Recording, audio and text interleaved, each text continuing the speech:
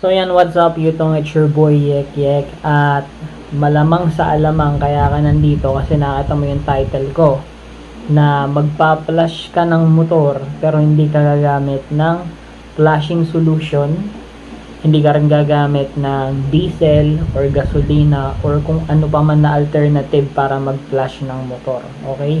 So dito sa video na to, ibibigay ko sa inyo kung ano ba yung ginagawa ko, paano ko napapanatiling malinis yung aking makina kahit hindi ako nagpa-flash, hindi ako bumibili ng market flashing solution, hindi rin ako naglalagay ng diesel or gasolina sa loob ng aking makina kasi nga napakadelikado nun. At dito nyo rin malalaman kung ano yung pinakasulit na gawin. Okay?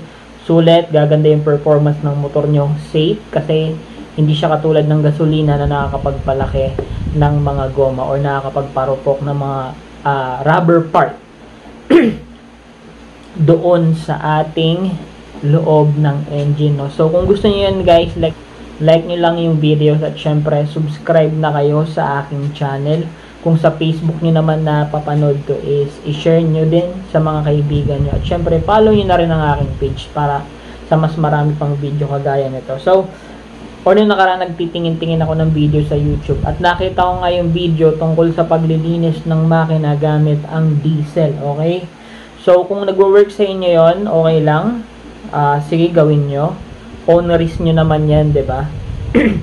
Pero based on my experience guys, nagkaroon din kasi kami ng experiment nung high school kung saan inilagay namin yung goma sa diesel and after few minutes, yung goma is lumaki.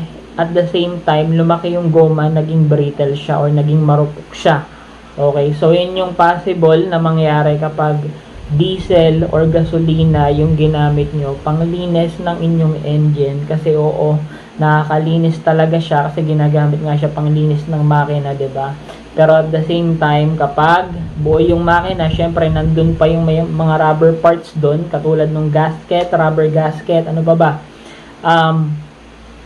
Oil gasket. So kapag nalagay nyo, may probability or may possibility na mag-brittle siya at doon na magsimulang tumulo yung inyong makina. So safer way itong tuturo ko sa inyo at syempre hindi rin tayo sa bibili pa ng flashing solution, bukod na flashing solution para linisin yung ating makina. So ito ginagawa ko na to guys 4 years na and up until now, hindi pa ako nabibiyakan ng makina. So, ano ba yon? Baka alam niyo na rin tong produkto na to guys. Ito, hindi ako sponsored nung may-ari nito. Pero, nung first time na nasubukan ko to, after kong mag-change oil, nakita ko nga na parang in-engine flash yung aking motor. As in, nawala yung mga kalawang niya.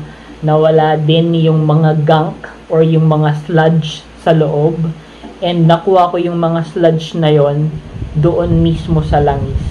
So, ito yung sinasabi ko sa inyo. Again, hindi ako sponsored, okay? Talagang experience ko lang kaya gusto ko siyang i-share sa inyo. So, ito yon, Mickey Maso Speed Tuner Super Oil. Okay? So, ito ay pang change oil lang. So, wala ka palang ibang gagawin, mag-change oil ka lang. So, change oil ko lang yung motorsiklo ko nito. And then, after 4,000 kilometers, nagpalit ako ng langis. And nakita ko na malinis yung makina. Nawala yung kulay brownish. Parang ganito siya yung itsura niya. Nawala yung ganyan. Nagkulay bakal ulit yung mga nasa loob, which is silver-like color. Ganun ang kulay niya. And yun nga, katulad nga ng sinabi ko guys, nung binuksan ko na yung aking makina at tinapon yung oil na super oil, may mga kasama siyang sludge, yung parang madidikit na parang grasa na itim. So ibig sabihin merong epekto talaga itong super oil sa ating makina. So bakit ko siya nasabing sulit? Well, sulit siya versus doon sa talagang engine flash na nabibili sa market. Kapag bumili ka nun, that's roughly 150 at ang pinakamura, tapos 200 to 300. Ganon siya, engine flash. Minsan mo lang gagamitin, lalagay mo dun sa makina, and then after mong i-circulate yung engine flash, itatapon mo na, tsaka mo lalagyan ng oil, diba? So, ito, This is 360 pesos. Pag ito nilagay mo sa makina, nakapag-change oil ka na. Synthetic to, fully synthetic. So, mas maganda yung rotation ng makina mo. Mababawasan yung nginig ng makina mo. Well, totoo yan guys. Mababawasan talaga ng nginig kasi nga, na-experience ko na siya. At ginagamit ko talaga to pagka naglo-long ride ako. Kasi nga, mas maganda yung takbo yung hatak ng motor at hindi siya manginig. Okay? Ano pa? Super oil versus diesel. Okay? Same goes like yung flashing solution. Ang diesel, lalagay mo sa makina, papaikutin mo yung makina, tapos after nun, tanggalin mo na, tatapon mo na, tsaka maglalagay ng langis. Okay, so ito hindi ganun. Again, ilalagay mo lang to sa makina, hayaan mo tumakbo 3,000 to 4,000 km, then alisin mo na. Ganun lang siya kadali. Okay? At ang maganda pa dito, since engine oil talaga to, is hindi mo na kailangan bumili pa ng ibang engine oil para ipalit doon sa iyong pinalit or doon sa iyong lumang oil, 'di ba? So, yun yung kagandahan sa kanya. So, isipin niyo yung pros, no? Yung pros niya is una, makakamura ka. Hindi siya matrabaho kasi magpapalit ka lang ng engine oil. Walang risk na pwede niyang sirain yung mga rubber parts ng iyong engine. 'Di ba? Pang-apat, gaganda yung performance ng motor mo. Promise, ang ganda talaga nito, guys. Sobra kasi naglo-long ride kami and usually kapag nasa high speed ka na, mararamdaman mo yung nginig ng motor Nawala yun dito. Okay, sa Super Oil. Again, hindi ako sponsored.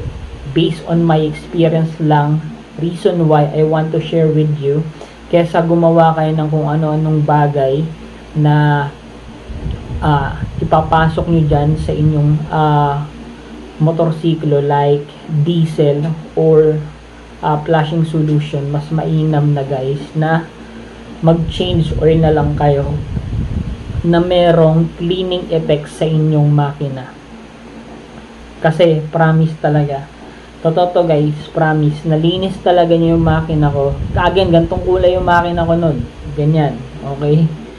So, nalinis niya yon and then, naibalik niya dun sa pagkakulay bakal.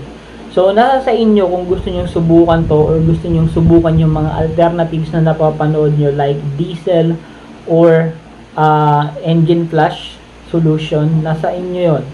Pero ito, kung sakali may susubok sa inyo guys, comment kayo dyan right after nyong masubukan itong Super Oil. Oo, pricey siya, pero comparing sa mag-engine flash ka pa at magdi-diesel ka pa guys, mas sulit ito, tsaka mas mura. Okay?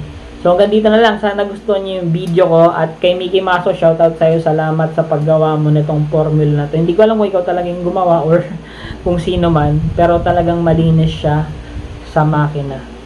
Baka naman, di ba? Baka naman, pwede nyo akong sponsoran. Di ba? So, yun lang guys. Again, salamat sa panonood and see you next vlog.